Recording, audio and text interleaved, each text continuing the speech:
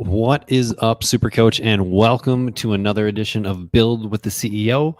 My name is Trevor, and I am your host and CEO of Coach Catalyst. Super excited to be here with you today. I got the old backdrop going on, so we're looking all professional in here, and I've got some great questions that we are going to cover today, and I'll just give you a quick preview of those, and then I got a few things and we'll kick it off.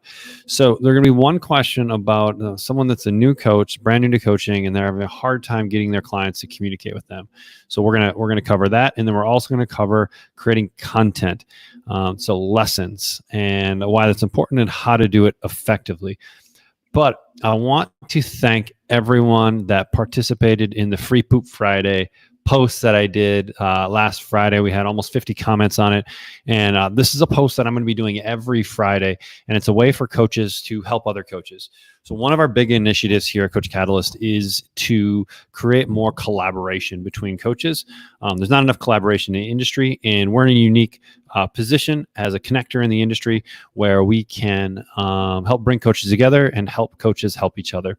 So every Friday, I'm going to be making a post, and on that post, you're going to give one piece of value. Maybe it's a program that you created in Coach Catalyst that you want to share. Maybe it's something that's working well for you. But that post is to help other coaches and for you to kind of brag a little bit about what you're doing well right now. And I want to just highlight a few of those from last week. And so every week I pick a handful of people and we send them free t-shirts as a little thank you for participating. But I want to just read you a few here. So Ken said, educate your client on form, not just lifting weights, teaching gym etiquette while you're training them. I think this is a really interesting one, especially for our online coaches. In the offline world, you've probably heard me speak about this, but we have the privilege of working with people for a couple hours a week, every week for, an entire year. That's almost 100 hours of contact. Now, there's a lot of things we can teach in that time frame, but if you're in the online space or doing online training or programming, we want to find a way to supplement some of that connection, and education using lessons can be a great way to do that. We're going to talk about that today. But the thing that caught my attention was teaching gym etiquette. I think that's such a cool just a cool concept, right? Because the gym world's kind of changing, right? The gym world now is everyone's got their headphones in and kind of everyone's in their own space. People got cameras out and all that. And so there's a lot more going on in the gym. So having a little bit of gym etiquette. So I'd love to know, if you want to drop it in the comments, what are some of your kind of gym etiquette things that you either impart to your clients or you follow yourself? And I'll kind of kick it off here with one, but one for me being, when you load your weights, this isn't necessarily a gym etiquette thing, but when you load your weights, right? If you're using like our traditional weights, you put the lettering to the inside, right? Does anyone else load their weights that way, or is it just me? But that was something we always did growing up, and the weight room we still do now. We always load so the flat side of the weight is on the outside, so the lip of the weight is on the inside. I don't know if it's just how you hold it and it goes on a little bit smoother, but I think that's one of the gym etiquette things for me. Another one is asking someone if you can work in. So not just like taking over someone's machine, asking someone if you can work in. I think another easy one is wiping down your equipment. But I'd love to know if you're watching the video, drop in the comments any like cool gym etiquette things or things that you see people doing at the gym all the time that you wish they would do a little bit better. A couple more that I saw. This was a really interesting one from Jen Broxterman. She sends a personalized Loom video to every new email inquiry she receives. So people love the individualization right off the bat, and it really helps to sway the decisions to work with them. So are you getting inquiries? If you are, awesome. Send them a video back, right? Send them a video back. And it's just going to go above and beyond. No one else is doing that. So rather than maybe typing an email response, record a video response back to that client. They get to know you, start building connection. It can be a great way to get some new clients.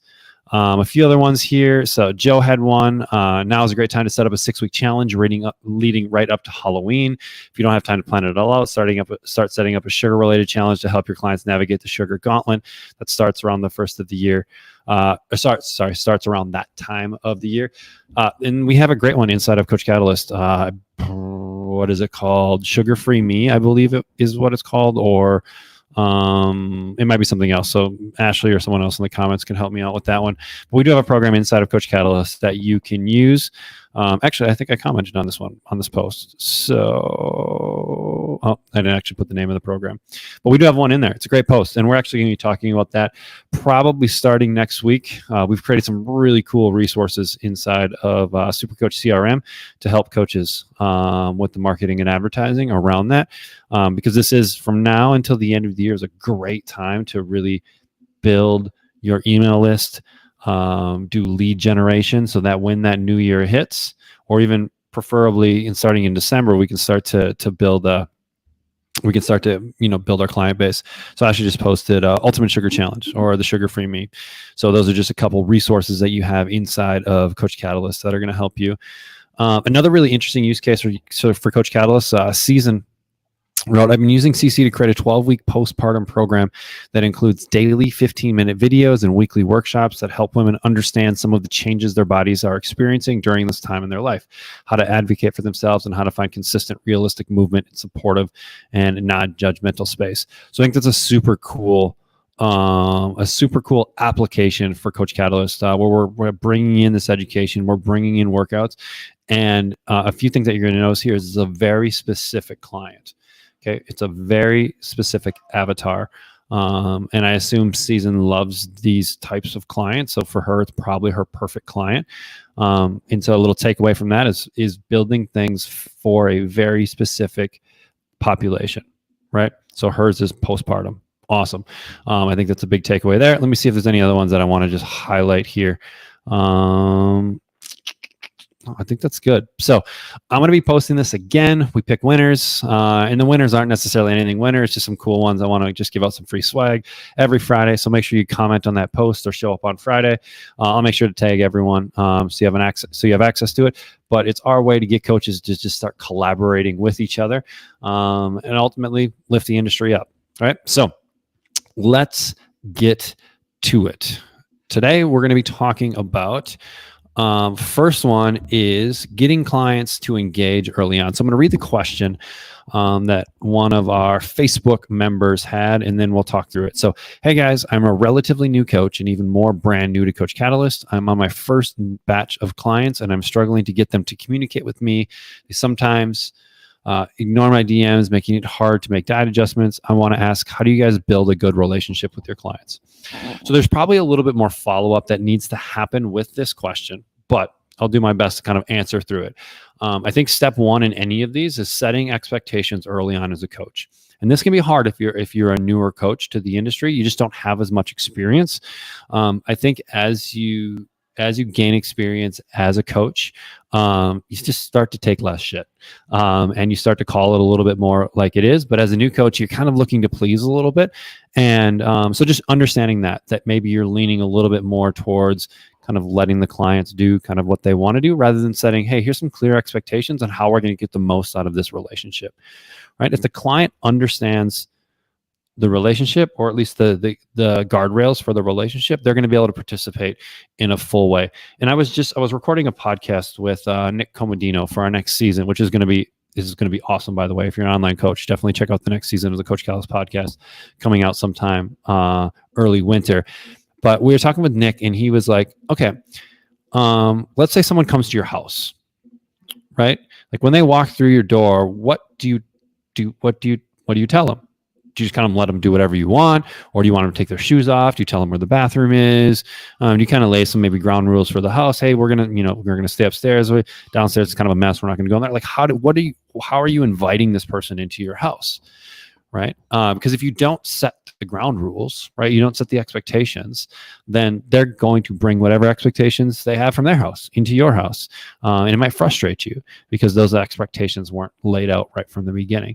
And so I think that's step one, and we talk a lot about this, and it is that important, is this onboarding process, is being really effective with the onboarding process, and making sure that people are consuming that content, they're engaging with that content, and they're very clear. They know what's expected of them as clients. And then the second thing I would dig a little bit deeper into this is like, are we asking too much of clients, right? Because we all get the same thing. Like we get a text message and it's just going to require a 10-minute response. And I don't got time right now to give a 10-minute response. And so I just choose to ignore it. And it's not necessarily choosing to ignore it, but choosing to push it to a later time. And then I come back to it later. But then life gets busy and we don't end up coming back to it. So if I was working with this coach, I would just look at some of our communication skills. And are we asking maybe too much? Can we get a little foot in the door? Can we ask a simpler question to get a response that we need in order to keep coaching them? Could we utilize a form or something like that once a week where the client is, where they really understand, hey, once a week, I might need to set aside 10 to 15 minutes in order to give feedback. And so I think if we're not getting responses from clients, we have to look inward, right? Did we set expectations clearly at the beginning? No. Okay, then we need to fix that process. Did the client understand it, right?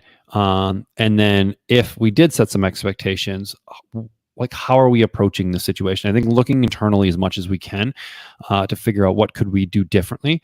And then if they're not responding after all of that, maybe it's not a good fit, right? If that's a big piece for you as a coach in order to get from your clients, maybe not a good fit for as a client. And maybe we need to move them to another coach. The other thing that we look at too is things happen, right? So we have facilities with hundreds of clients, and we kind of look through, we kind of have a hierarchy of ways in which we'll communicate with clients. Once a client becomes, once someone becomes a client of ours, they're going to move into, ours is FF Coach, but essentially Coach Catalyst. So they move into Coach Catalyst, and that's where all of the communication then happens. We do it in person the first time, and we kind of walk them through it just to make sure they understand it. But then after that, all of the communication happens within the platform. If the client texts us, we respond inside the platform and we send a text back that reminds them to check the platform. So we're constantly training them that this is where we want to communicate because it's going to help us make sure we can provide an incredible service for this client. But then maybe something happens, like they get a new phone, apps get deleted, yada, yada, yada. So if we send a couple messages and we don't get a response from them inside of the app, then we move to like level 2. So level 2 for us would be a text message. So we do have all of our clients' phone numbers inside of our CRM. We do want that as a business, right? But that's not going to be our sole form of communication. So for then, with the client, we'll text them and see if we get a response. Okay. We'll probably send a couple texts before we move to level 3. And if we don't get a response, we move to level 3. And level 3 then becomes a call. We send a call, we leave a voicemail until we talk and communicate with that client. Okay, and once we talk to that client, we kind of reiterate, talk about the app. Hey, I sent you a couple messages to the app. Did you get them? Right, and we have that conversation, kind of reinforcing where we want to do communication.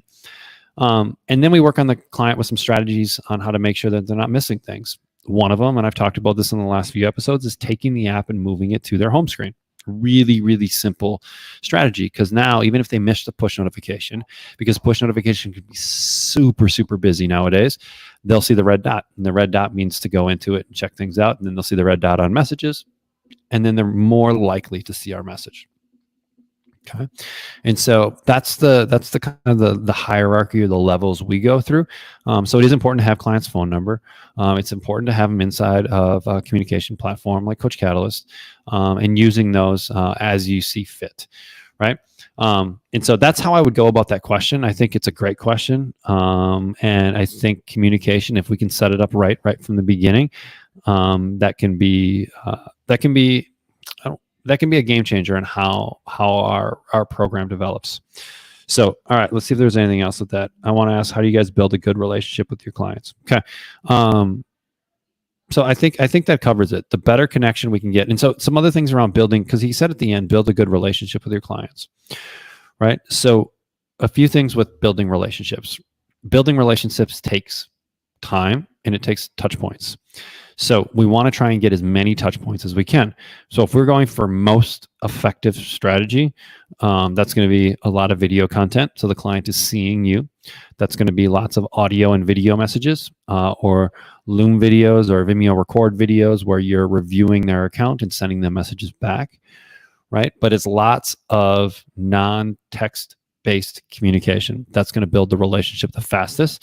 And then if we can trickle in some live stuff. Maybe it's a live one-to-one call, maybe it's a one-to-many call, but having some live stuff there as well can be really helpful in creating a really strong relationship with that client. And I think even encouraging them to do some audio messages back to you, so it can be like you're communicating, right? Like we would in person. So I think those are great ways to just start building really good relationships with your clients. And then another one that I just thought of is finding more about your clients than just like what their goals are. So do they have any kids? Do they have any pets? What are their likes? What are their dislikes? Are they into bourbon? Are they into horses?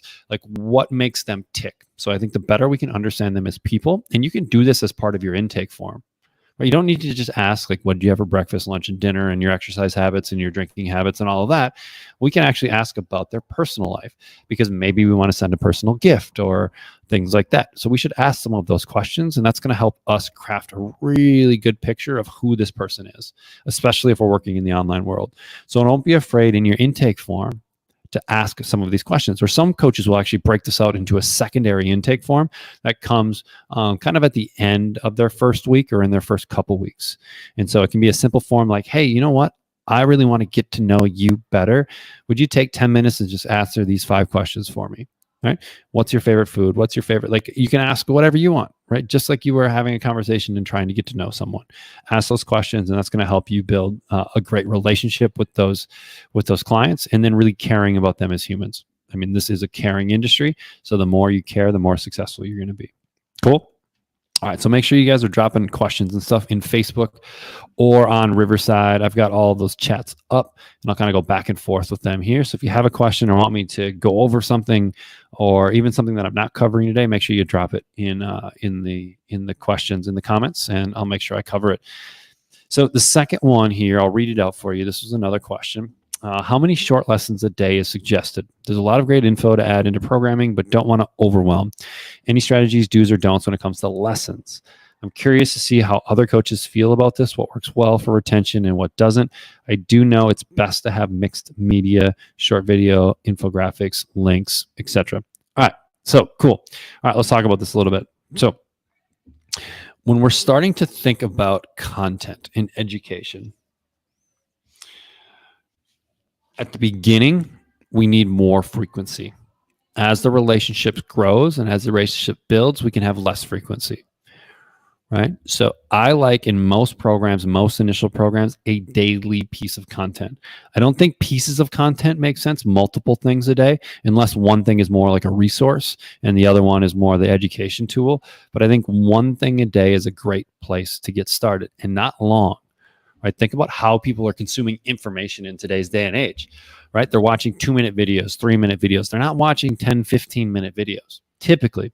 And it all depends on your market, right? So you're dealing with busy moms or something like that. They maybe don't have 15 or 20 minutes to watch your education. Could we break that up into 5 2-minute videos or 5 3-minute videos, right? And then they watch a little bit every day. I think a good skill, and Precision Nutrition did this really well at the beginning, is really at the beginning teaching clients the skill of consuming information. So maybe you have them do like a digital detox where they no longer watch any media or do anything like that, and they only read your stuff, right? So they're not getting all of these conflicting pieces of information. They're focused on what they need to do, like just listening to their coach. That can be something you can do at the beginning, but helping clients come up with a system to consume your information. Maybe it's the first thing they read every morning, right? They're going to spend 5 minutes every morning reading the thing that you made for them that's going to help them move closer to their goals. It's going to be a good, positive way for them to set up their day and have a lot of success, right? Or increase their likelihood of success, right? You can turn it into a morning ritual. Maybe it's a lunch ritual. When during lunch, they watch your stuff because that's the only time that they can consume the information. So I think it's helping that client figure out what's going to be the best system for them to learn, right? And to participate. So I think that's kind of step one. Figure out the system first. And then I like short videos. If we can't do video or you're using a lot of the Coach Catalyst info, it's going to be text-based, which is fine, but I think evolving more into video because it just builds better connection with clients. I went through a ton of videos a day.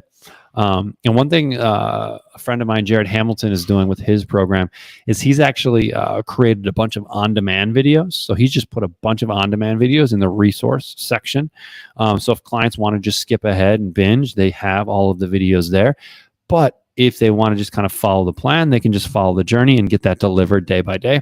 So that's another way that you can approach it and try to appease all different kind of personality types. I don't know if I would spend lots of time on infographics and that kind of stuff. I think they can make sense for certain aspects. Maybe it's like a super shake guide, or maybe it's a bulk cooking guide, or things like that can be great visuals for clients to help them along in their journey. But a lot of this comes down to really understanding your perfect client and building things that are going to help them be successful. Okay. And so let me just make sure I kind of covered all of the aspects of it. So we don't want to overwhelm. Like that's very true. That's where I think the short and concise goes a long ways. What works well for retention and what doesn't. So when we talk about retention is built in the onboarding process. The better your onboarding process is, the better the retention is going to be, because it's going to really start the client on the right foot.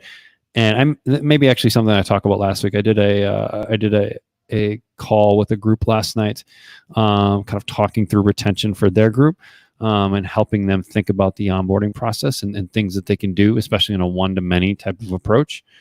Mixed media, short video, infographics, links, that kind of thing. Yeah. And honestly, like much of this is just getting feedback from your clients. So you build something, you send people through it, you get feedback, you iterate, you make it better. And you keep doing that process of iterating, making it better, and getting more people through it. And so, but here's the thing: don't focus so much on the content that you're trying to deliver to clients that you stop focusing on getting more clients.